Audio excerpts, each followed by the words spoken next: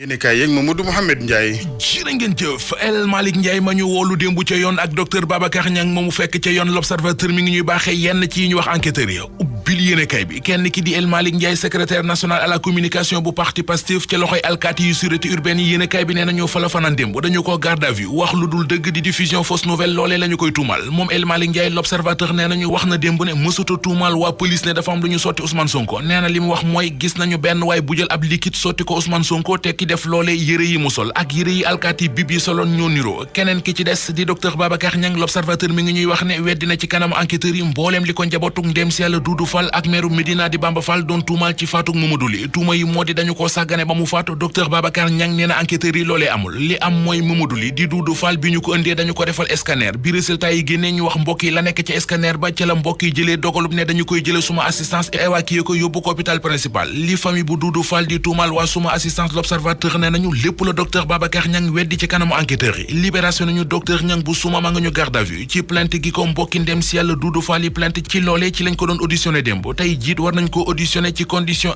hospitalisation yu Ousmane Sonko ma fa entré woon libération mi ñu ko wax mi ngi ñuy waxit ne maire bu Kër Massar Sud di Bilal Diatta jàpp nañu ko attentat à la sûreté de l'État mooy li ñu koy tuumal juge bu troisième cabinet bu tribunalu Ndakaaru yéenekaay bi nee nañu mandat dépôt na démb Waly Diouf Dione ci tribunal bu Pikine Guédiawaye it waa ji di Coumba Ndoffène Dione yóbbu nañu ko kaso Ousmane Kébé ak compagnie libération nee nañu bàyyi nañu la ñu dem waaye ci ak contrôle judiciaire ca la ñu nekk ñaari téeméeri manifestant ak ñeent fukk ak juróom ñaari ñu tegoon loxo ci Ndakaaru ci diggante fukki fan ak juróom ba ñaar fukki fan ak benn ci weeru mars ñoom ñëpp pour Source A mi ngi ñuy xamal ci xëtamu njëkk ne mandat dépôt nañu leen docteur Babacar Niang mi ñu garde à vue Source A nee nañu ay naataangoy médecin bi ñu ko bëggee gis démb waaye mënuñu ko gis ordre des médecins du Sénégal yéenekaay bi nee nañu dugal nañu ci dossier bi seeni conseil juridique ngir ñu taxawu docteur Niang association des cliniques privées ñoom it consulté nañu ab cabinet d'avocat ngir mu taxaw ci mbiri docteur Niang yi lise ko mel ni ko naan ñu ñooyee ndax ay charges yu garaaw la ñu koy toppee tuumay nit ku soxla ak taxawu ci wàllu paj ga sàggane ko moom la ñu koy toppee borom clinique suma assistance di docteur Niang lise ko mi ngi ñuy xamal ne dégagé na lépp lu dig responsabilité clinique gu suma assistance ci faatug Mamadou Ly weddi na it li ñu ne dafa am ab contrat bu dox ci diggante Pastef ak clinique suma assistance ngir képp koo xam ne dangaa jëlee gaañu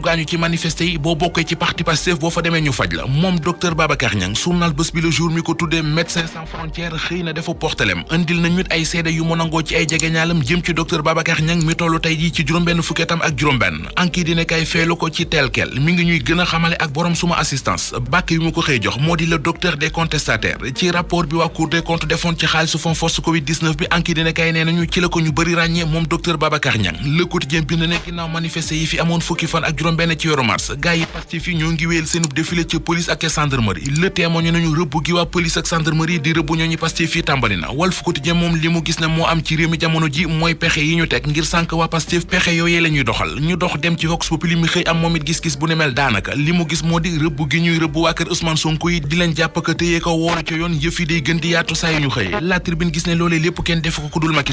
Sall mooy traqué waa kër Ousmane Sonko yi moom Ousmane Sonko mi entré woon hôpital te am ñu ne dara dalu ko woon moo waral journal Tribune xëy di laaj ci xëtamu njëkk baadu Ousmane Sonko dafa demoon tëddi ca clinique suma assistance doon noppalu ak di nooyal badd doomi jàmbur yeeg partisan yi ci mbedd yi ñuy wàcc di xeex parti Pastef sans Ousmane Sonko lu muy tekki ab laaj la bu xëy sampee ci xët mu njëkk Direct News ci xët mu njëkk Soleil national président di Macky Sall moo fa nekk journal bi nañ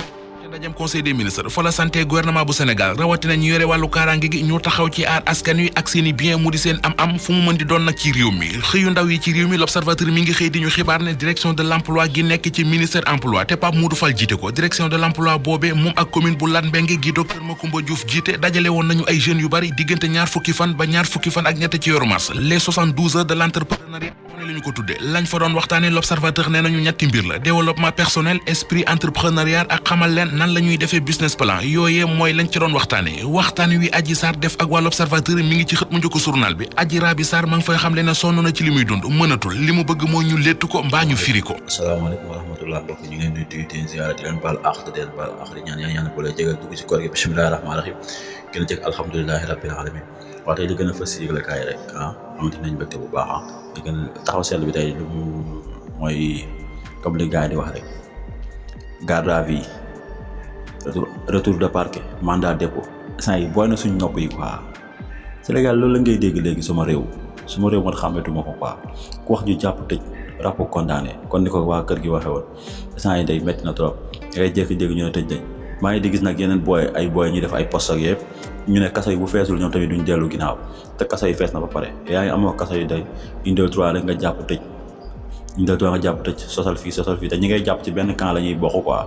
ci benn parti la ñuy bokk benn camp la ñuy bokk benn nit la ñuy àndal rek nga jàpp leen te bu leen jàppee yow yaa ngi leen di sosal ay façon crime bu nekk di nga leen ko sosal ñoo def lii ñoo def nangam xam nga teg seen ndodd yu ne docteur Babacar Niang dégg nañ li mu wax dem mais man lu ma siit kii rek mooy bu nekkee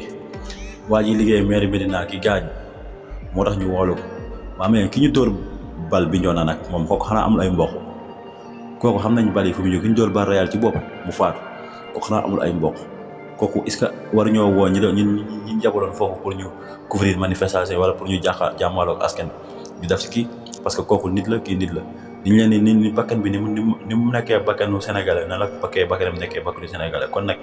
dañ tëddee njaaxaanaay quoi bu nekkee médecin bi dafa def lu dul yoon ñu teg ko ci yoon waaye bu fekkee tamit ki dóor balu bopp xale bi nekk bi ñoon dafa def lu dul yoon ñu teg ko ci yoon parce que loolu mooy démocratie loolu mooy réew quoi loolu mooy àdduna dégg nañ ci biir Adji Sarr nee na ñu lent ko wala ñu firi ko Adji Sarr ko wax moo la lent wala firi waaye dañ koy rasta wala ñu wat ko del quoi parce que Adji Sarr dañ ko dugal ci kuuta goo xam ne si moom xamul fu mu koy génnee moo tax instant bi